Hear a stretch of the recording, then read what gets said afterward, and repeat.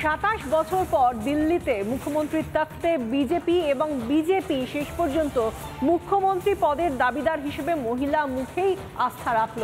রেখা গুপ্তা, তাকেই এবার মুখ্যমন্ত্রীর পদে শপথ গ্রহণ করতে দেখা যাবে। কিন্তু কে এই রেখা গুপ্তা, তার সম্পর্কে একটু জেনে নেওয়া ভালো। শালিমার বাগের বিধায়ক রেখা গুপ্তা প্রথমবার বিধায়ক হিসেবে নির্বাচিত হয়েছেন। বণিক সমাজের প্রতিনিধি, ছোট থেকেই যুক্ত আরএসএস এর সঙ্গে এবং রাজনীতির সঙ্গেও পরবর্তী সময় আমরা দেখেছি তিনি একেবারে সক্রিয়ভাবে যুক্ত থেকেছেন। এবিভিপির হাত ধরে রাজনীতিতে হাতেখড়ি হয়েছে রেখা গুপ্তার। 94-এ কলেজে ছাত্র সংসদের সম্পাদিকা ছিলেন তিনি। দিল্লি বিশ্ববিদ্যালয়ের ছাত্র সংগঠনের সভাপতি থেকেছেন। 96 সালে বিশ্ববিদ্যালয়ের সভাপতি হন রেখা গুপ্তা। সংঘের ছাত্র সংগঠন এবিভিপির নেত্রী রেখা গুপ্তা থেকেছেন। 2007-এ রাজনীতির ময়দানে প্রথম সাফল্য আসে। দিল্লির পুরো ভোটে জয়ী হন রেখা গুপ্তা এবং মনে রাখতে হবে এই যে ভোটটায় তিনি বিধায়ক নির্বাচিত হলেন, প্রথমবারের জন্য বিধায়কও হয়েছেন তিনি। উত্তর পিতমপুরার কাউন্সিলর রেখা গুপ্তা, পুরো ভোটের কথা বলছিলাম, সেখানে কাউন্সিলর হয়েছিলেন। 22-এর পুরো ভোটে মেয়র পদপ্রার্থীও ছিলেন রেখা গুপ্তা। শেলি ওয়েরের বিরুদ্ধে প্রার্থী হন শেলি ওবেরয়ের বিরুদ্ধে। শালিমার বাগে রেখাতেই আস্থা রাখে দল এবং এই শালিমার বাগেরই বিধায়ক হিসেবে নির্বাচিত হন তিনি।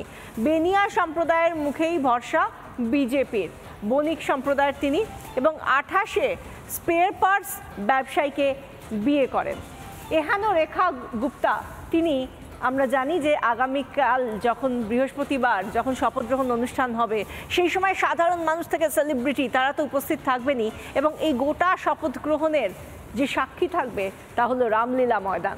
রামলীলা ময়দান এই মুহূর্তে বিশেষভাবে সেজে উঠছে।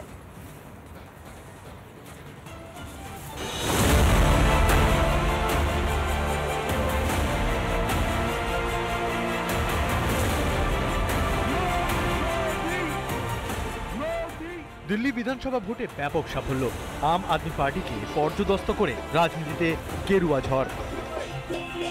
এবার পালা মুখ্যমন্ত্রীর শপথের, আর মাত্র কিছুক্ষণের অপেক্ষা। বৃহস্পতিবারই দিল্লি পেতে চলেছে নতুন মুখ্যমন্ত্রী। দুঁদে রাজনীতিবিদ থেকে বলিউড সেলিব্রিটি উপস্থিত থাকবেন শপথ অনুষ্ঠানে। তার আগে সেজে উঠেছে ঐতিহাসিক রামলীলা ময়দান। বেলা 12:35 শপথ অনুষ্ঠান। শপথের মঞ্চ 3টে ভাগে ভাগ করা হয়েছে। মূল মঞ্চের দৈর্ঘ্য 40 ফুট ও প্রস্থ 24 ফুট।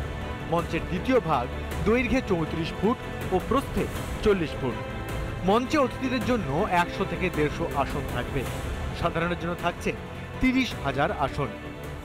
শপথ অনুষ্ঠানের সাক্ষী থাকতে উপস্থিত থাকবেন প্রধানমন্ত্রী ও কেন্দ্রীয় স্বরাষ্ট্রমন্ত্রী। আমন্ত্রণ বলিউডের 50 তারকাকেও। মুখ্যমন্ত্রী শপথ নেবেন 12:35। উপরাজ্যপাল পৌঁছাবেন 12:15 নাগাদ। অমিত শাহ রামলীলা ময়দানে পৌঁছে যাবেন 12:20 নাগাদ। প্রধানমন্ত্রী মোদী যাবেন 12:25 নাগাদ। শপথ অনুষ্ঠান শেষ হবে বেলা 1টায়। শপথ সমারোহে আমন্ত্রণ জানানো হয়েছে বলিউডের অভিনেতা অক্ষয় কুমার, বিবেক ওবেরয়, শিল্পপতি মুকেশ আম্বানি ও গৌতম আদানিরা। শপথে সাক্ষী হবেন বাবা বাগেশ্বর ও বাবা রামদেবও। বুধবার প্রস্তুতি পর্ব সরেজমিনে খতিয়ে দেখেন বিজেপি নেতা তরুণ চুগ। आज तक का दिल्ली का सबसे बड़ा ऐतिहासिक कार्यक्रम रामलीला मैदान में होगा। इसमें दिल्ली का जन जन खुद उपस्थित होकर आदरणीय प्रधानमंत्री जी को और नवनियुक्त मंत्रिमंडल को आशीर्वाद देगा। শুধু তাই নয়, শপথ অনুষ্ঠানে থাকবেন বিজেপি ও এনডিএ শাসিত 20 রাজ্যের 20 জন মুখ্যমন্ত্রী ও উপমুখ্যমন্ত্রীরাও। রিপাবলিক বাংলা। নানা ধরনের কন্টেন্ট দেখার জন্য লাইক করুন, শেয়ার করুন আমাদের ফেসবুক পেজ, সাবস্ক্রাইব করুন আমাদের ইউটিউব চ্যানেল।